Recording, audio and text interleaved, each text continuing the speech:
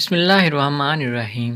ویسے تو دولت کمانے کے سینکڑوں ہزاروں طریقے ہیں، لیکن اس دنیا میں آج بھی ایسے مرد موجود ہیں جو اپنی کمائی عورتوں سے کرتے ہیں۔ پر میرا شوہر تو ایسا تھا جس نے میرے بانجھ پن کو ہی اپنی دولت کا ذریعہ بنا لیا تھا، اور یہ کیسے ہوا، میری کہانی سن کر آپ خود سمجھ جائیں گے۔ پر اس کہانی کے بعد سب عورتوں کو یہ بھی معلوم ہو جائے گا کہ زندگی میں اولاد کتنا ضروری ہے، کیونکہ اولاد کے بغیر عورت نامکمل اور ادھوری ہوتی ہے۔ یہ ان دنوں کی بات ہے جب ماں مجھے سجا سنوار کر نئی نئی محفلوں میں بھیجا کرتی تھی، اس لیے تاکہ کوئی مجھے پسند کرے اور میرا رشتہ مانگ لے۔ میں بھی اب اس بات سے واقف ہو گئی تھی کہ میری جوانی میں مجھے اپنی اماں پر بوجھ نہیں بننا، میں صرف اور صرف شادی کر کے اپنے گھر کی ہونا چاہتی تھی۔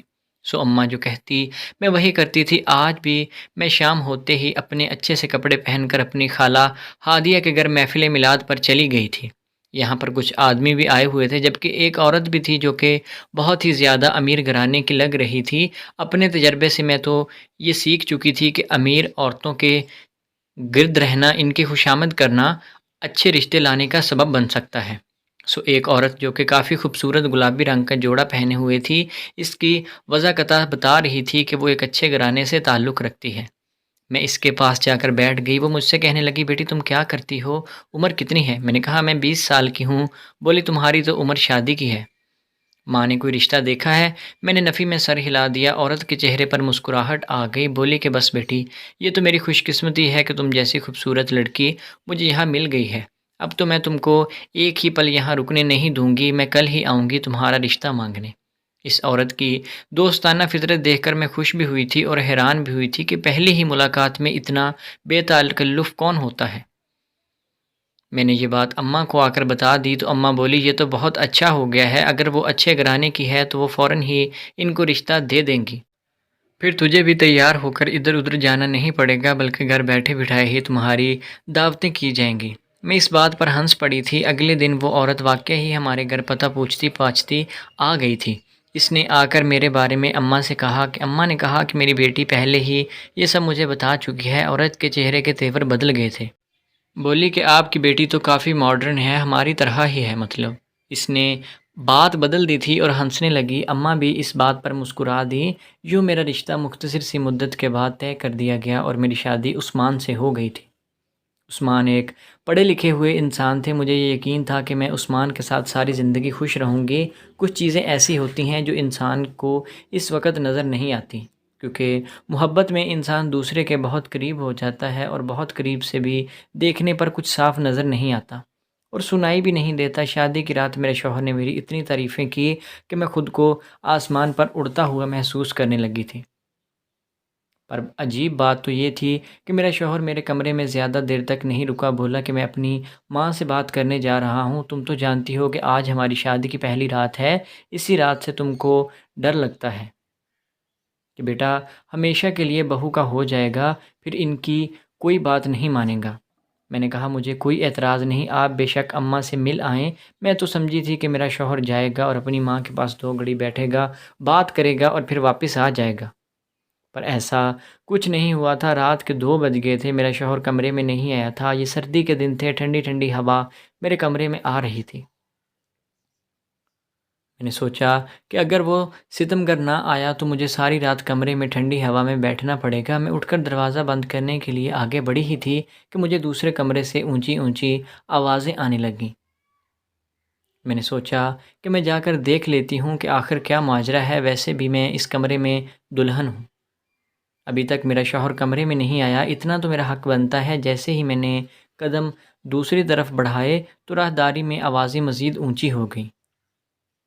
میں دھیان سے سننے لگی تو یہ میرے شوہر کی ہی آواز تھی، جو شاید ہی اپنی ماں سے الجھ رہا تھا۔ اس سے پہلے کہ میں کھڑکی کے قریب جا کر وہ آوازیں سنتی، وہ کمرے کا دروازہ کھلا جہاں پر میرا شوہر گیا ہوا تھا، اور وہ کمرے سے باہر نکل آئے۔ مجھے دیکھ کر چہرے پر مسکراہٹ سجا لی اور بولے تم یہاں کیسے آ گئی؟ میں نے تو تمہیں کمرے میں بٹھایا تھا جی، مگر آپ کو کافی دیر ہو گئی تھی تو میں ڈر کر باہر آ گئی تھی۔ ڈرنے کی کیا بات ہے؟ تم اس گھر میں نئی نئی آئی ہو، پر اس کا یہ مطلب نہیں کہ یہ کوئی بھوت بنگلہ ہے۔ یہاں پر کوئی نہیں سوتا سوائے میری ماں کے اور میری بہنوں کے۔ میں نے کہا مجھے معاف کیجیے گا، پر مجھے تو عجیب لگ رہا تھا۔ رات کے 2 بجے دروازہ کھول کر آپ کمرے سے باہر چلے گئے، بولے کہ تم تو ابھی سے گلے شکوے کرنے لگی ہو، خدا جانے تمہارا کیا ہوگا۔ ایسی گلے شکوے کرنے والی عورتوں کے ہاں اکثر اولاد نہیں ہوتی۔ اپنے شوہر کا اتنا سخت رویہ دیکھ کر میں نے چپ رہنے میں ہی عافیت جانی تھی۔ پھر میں کمرے میں آ گئی۔ میرے شوہر نے مجھ سے مشکوک لہجے میں پوچھا تھا، تمہیں بچے اچھے لگتے ہیں کیا؟ جی ہاں، بہت اچھے لگتے ہیں، میں نے مسکرا کر جواب دیا تھا۔ میں تو شرم سے لال پیلے ہو رہی تھی۔ تب میرے شوہر نے میرا ہاتھ پکڑا اور بولا، کیا تمہیں مجھے کھونے سے ڈر نہیں لگتا؟ کیا مطلب؟ میں نے ڈر کر پوچھا۔ مطلب یہی کہ 2-3 سال بعد ہمارے بچے ہو جائیں گے، پھر تمہاری شکل و صورت کافی عجیب ہو جائے گی، یعنی کہ تم ایک بیوی کی بجائے ایک ماں بن کر سوچنے لگو گی۔ کیا ہوگا تمہارا؟ پھر تو میں تمہیں بھی اتنی توجہ نہیں دوں گا۔ میرے شوہر کی بات سن کر میں رونے لگی۔ کیوں آپ ایسا کیوں کہہ رہے ہیں؟ میں ہمیشہ آپ کے دل میں رہوں گی، اپنے رویے سے آپ کے دل میں جگہ بنا لوں گی، اور ایسا بھی ہوتا ہے کہ بچوں کے بعد عورت پہ ڈنگی ہو جائے۔ میری تو کئی ادائیں ایسی ہیں جو 50 سال کی عمر میں بھی اپنے شوہر کو اپنا دیوانہ بنائے رکھیں گی۔ آپ یہ کیسی باتیں کر رہے ہیں؟ اچھا، اس کا مطلب ہے کہ تمہارا خاندان بھی ٹھیک نہیں ہے؟ کردار کے حوالے سے کیا مطلب؟ میں نے چونک کر پوچھا۔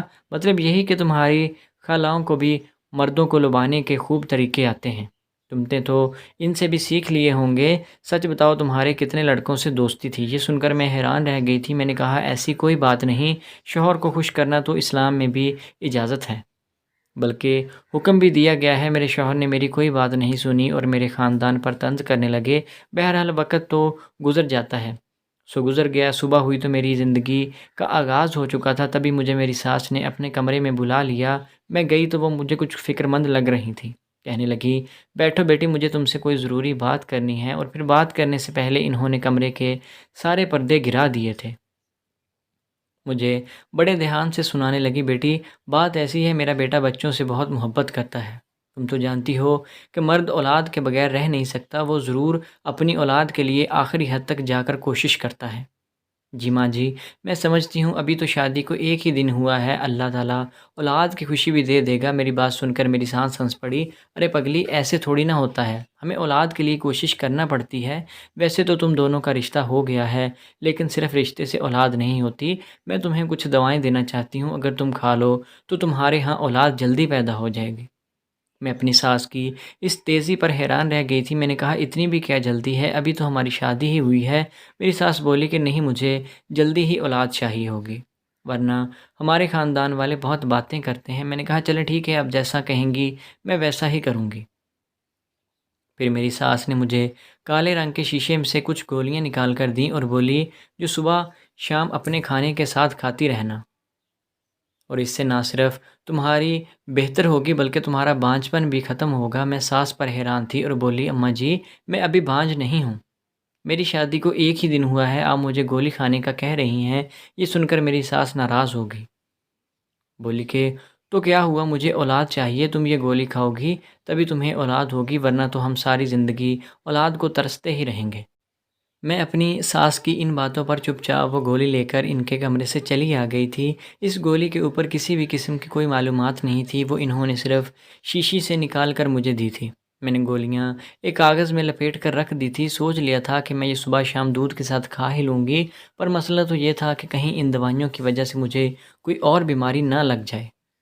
اپنی شادی کے 2-3 دن بعد ہی اگر میں دوائیاں گولیاں کھانے لگ جاتی تو خدا جانے کہ اس کا میری صحت پر کیا اثر ہوگا۔ میری والدہ نے تو ہمیشہ مجھے یہی کہا تھا کہ بیٹی بلا ضرورت گولی نہیں کھانی چاہیے، اس سے تمہاری صحت کو نقصان ہوگا۔ میں نے سوچ لیا تھا کہ میں والدہ سے جا کر ان گولیوں کے بارے میں پوچھوں گی، پر اگلے ہی دن ایک عجیب واقعہ ہو گیا۔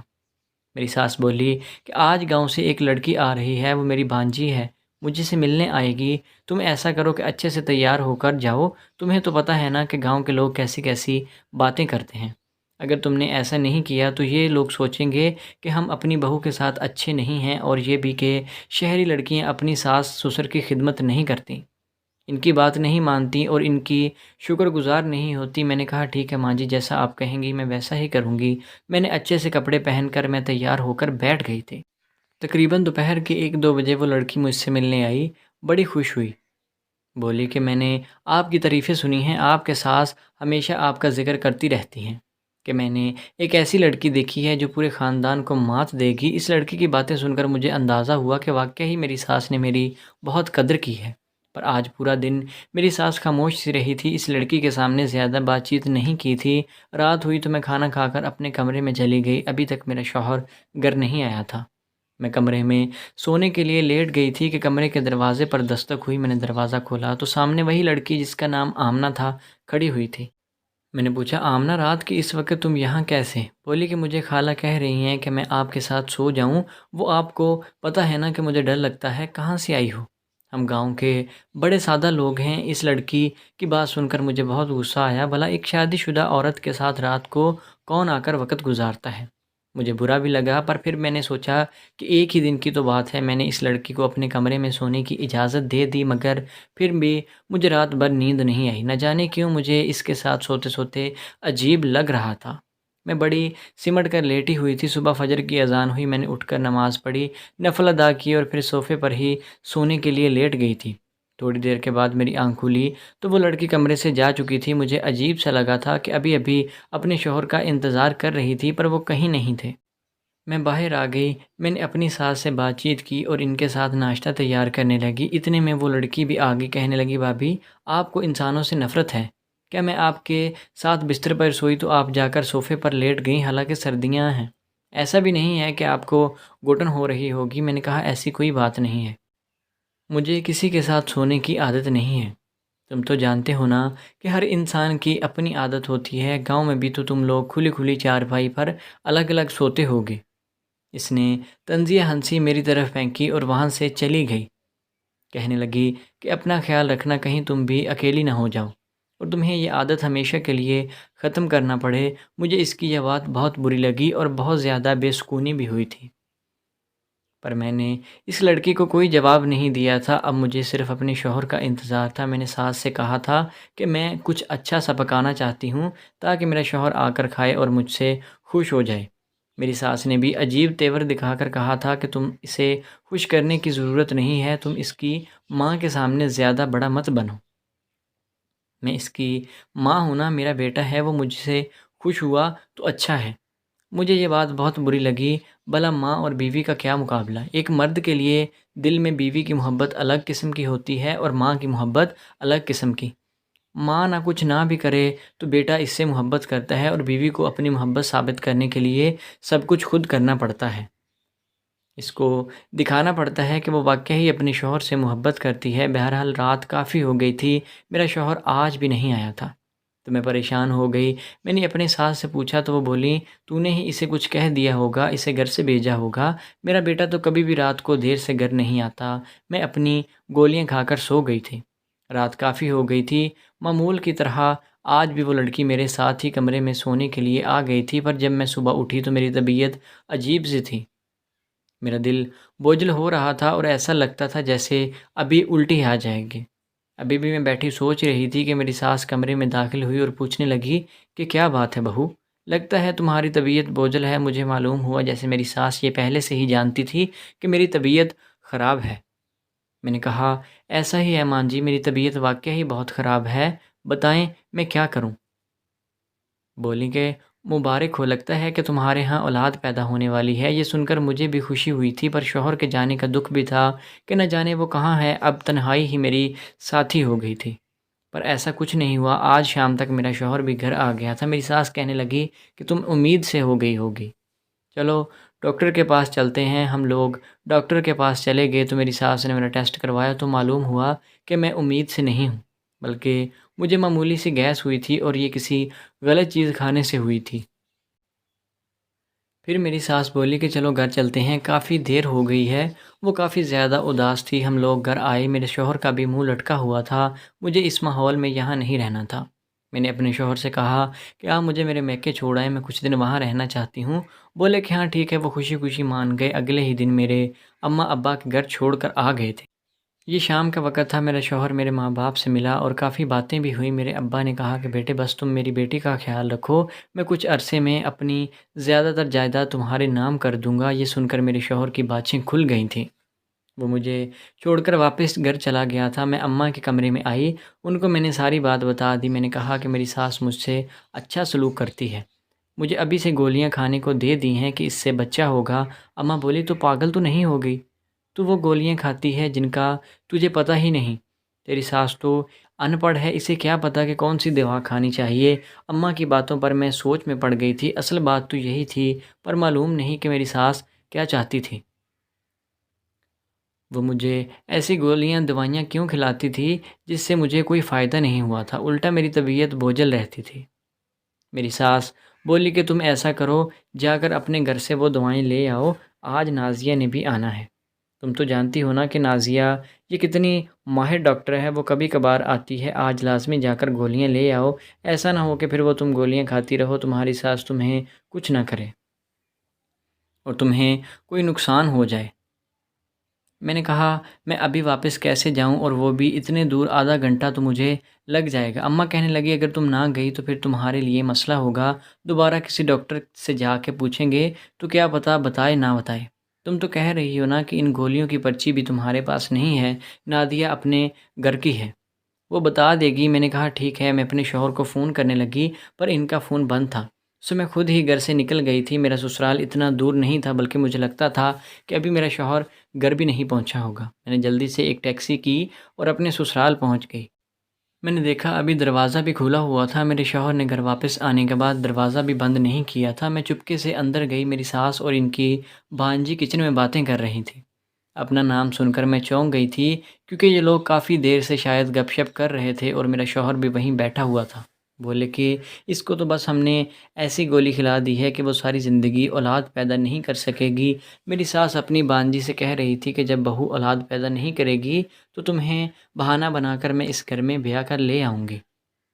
تم تو جانتی ہو نا کہ اس کا بھائی تو ہے نہیں جو کہ ہمیں روک ٹوک کرے گا، اس کا باپ بھی مرنے کے قریب ہے، اپنی ساری جائیداد ہمارے نام کر دے گا، بس پھر میری بیٹیاں اس گھر پر راج کریں گی، ساری زندگی عیش کریں گی۔ میری ساس نے اپنی بانجی کو سینے سے لگاتے ہوئے کہا کہ میرا شوہر بھی یہی باتیں کر رہا تھا، بس پھر مجھے گولی کی تفصیل جاننے کی کیا ضرورت تھی۔